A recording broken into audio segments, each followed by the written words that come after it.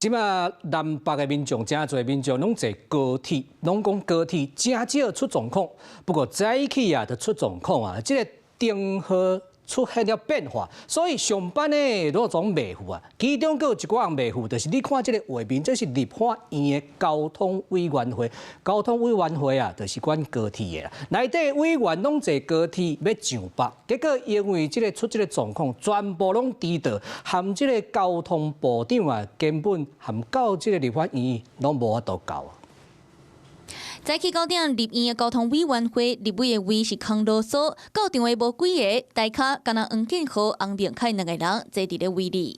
主秘說找委打不通，那這樣協尋找委。調委人地隊熊找無人，交通部長陳世凱、交通部幕僚嘛無來，委員會方形容是放空聲，因為袂少中南部的立委受到今仔日高鐵號誌信號夠用影響，調佇咧路裡，地屬會議方延前。所以我改做慢車季節來。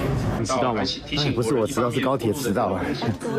我坐6點38，應該要8點04分到台北。那現在已經9點36了，他大概慢點了80幾分鐘。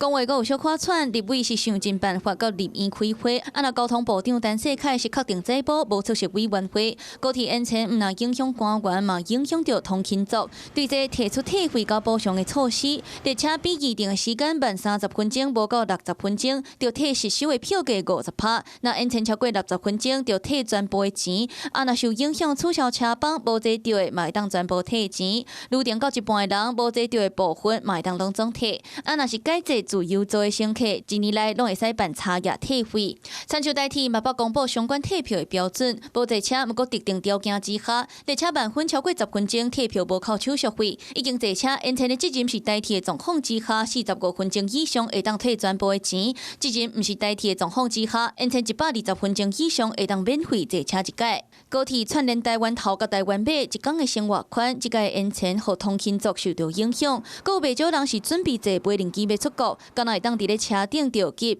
若敢會有其他相關的賠償，是安怎會發生號誌信號故障？國外等高鐵進一步來說明。Hello， 我是莊慧琪。想要搶先掌握最及時的新聞資訊嗎？趕快訂閱、按讚、開啟小鈴鐺，鎖定華視新聞 YouTube 頻道。